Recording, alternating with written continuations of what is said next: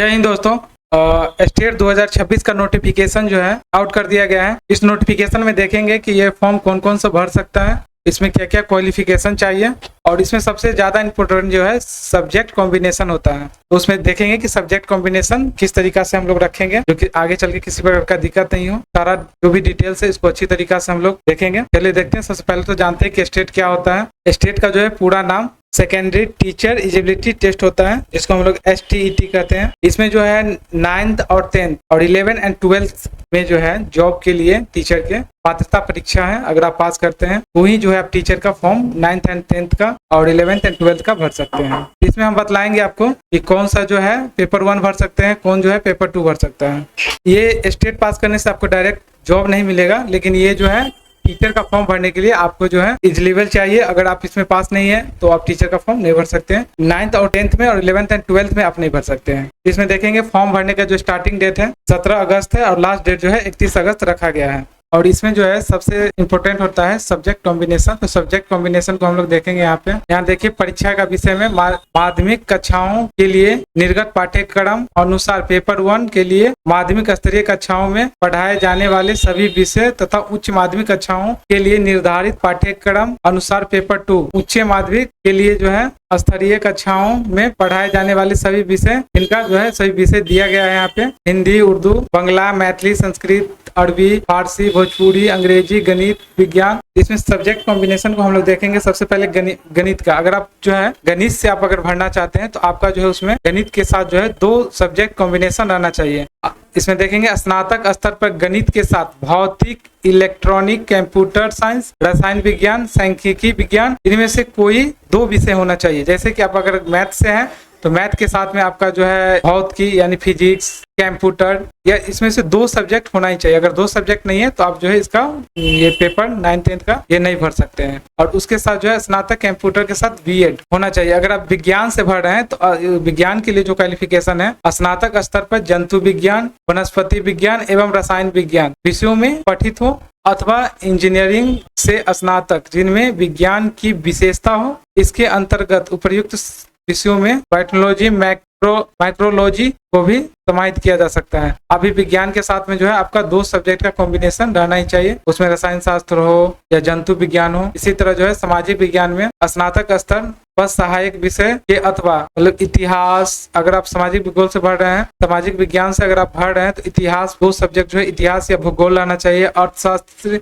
या इतिहास रहना चाहिए कि कोई 2 सब्जेक्ट आपका रहना चाहिए। और यहाँ पे दिया गया है भाषा से संबंधित। इसका है भाषा वाले सब्जेक्ट में माध्यमिक स्तर पर ग्रेजुएशन में संबंधित लैंग्वेज का पढ़ा होना महत्वपूर्ण है। यानी जिस लैंग्वेज में स्टेट देना है आपको उसमें ग्रेजुएशन ऑनर्स सब्जेक्ट या सब्सिडरी में होना जरूरी है। अगर स्टेट में आप हिंदी चूज किए हैं तो ग्रेजुएशन में हिंदी सब्जेक्ट होना एकदम जरूरी है। उर्दू चूज किए हैं तो ग्रेजुएशन में उर्दू होना जरूरी है। इंग्लिश है तो इंग्लिश होना जरूरी है। इसमें सब्जेक्ट कॉम्बिनेशन जो है ध्यान रखना पड़ेगा। उसके लिए पेपर 2 में देखेंगे, पेपर 2 में भी सब्जेक्ट देखेंगे। और इसमें जो है ग्रेजुएशन के साथ आपका PG होना जरूरी है। अब जो है किसी संस्थान में जो है आप PG किए हुए हैं तो आप पेपर 2 का फॉर्म भर सकते हैं। उसके साथ BEd भी लगेगा। यहाँ पे इसमें देखेंगे इसमें क्या क्या चीज जो है शैक्षणिक योग्यता में आपका चाहिए। विशिष्ट विषय में कम से कम 50% अंकों सहित किसी मान्यता प्राप्त विश्वविद्यालय से स्नातकोत्तर एवं राष्ट्रीय अध्यापक शिक्षा परिषद से मान्यता प्राप्त संस्थानों से BEd होना चाहिए। आपका जो है PG के साथ में BEd इसमें होना चाहिए। इसका नोटिफिकेशन पूरा डिटेल्स को अच्छे से देख लेंगे आप लोग। यहाँ पे विषय समूह देखेंगे पेपर 2 के लिए। फिजिक्स के लिए है तो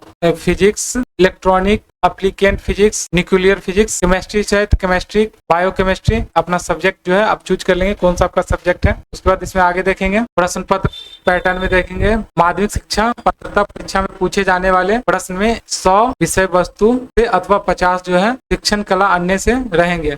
इसमें आगे उम्र सीमा की बात करेंगे। अनारक्षित पुरुष जो है 37 वर्ष तक जो है फॉर्म को अप्लाई कर सकते हैं। और इसमें जो है अनारक्षित महिला 40 वर्ष तक, पिछड़ा वर्ग पुरुष और महिला जो है 40 वर्ष तक फॉर्म भर सकते हैं। अति पिछड़ा 40 वर्ष तक, अनुसूचित जनजाति जो है 42 वर्ष तक, महिला पुरुष दोनों, और अनुसूचित जनजाति 42 वर्ष तक फॉर्म को भर सकते हैं। और इसका जो है कट ऑफ कितना परसेंटेज आपको लाना है पास करने के लिए। तो जो जनरल कैटेगरी से उनका 50% चाहिए, पिछड़ा वर्ग है उनको 45.5% चाहिए, अत्यंत पिछड़ा वर्ग है 42.5%, अनुसूचित जनजाति जो है उनके लिए 40% और विकलांग है उनका 40%, महिला का भी इसमें 40% रखा गया है। जो बिहार के मूल निवासी है इनका जो है आरक्षण में उन्हीं को छूट मिलेगा। और इसमें फी पेमेंट का बात करेंगे परीक्षा शुल्क का, तो सामान्य वर्ग, EWS, पिछड़ा वर्ग, अत्यंत पिछड़ा वर्ग का जो है पेपर 1 सिर्फ एक भरिएगा तो उसमें 960 लगेगा, दोनों पेपर का 1440 रुपया लगेगा। SC ST और दिव्यांग का जो है 760 रुपया एक पेपर का, और दोनों पेपर का जो है 1140 रुपया लगेगा। इसमें नॉर्मलाइजेशन किया जाएगा, कंप्यूटर बेस्ड टेस्ट होगा।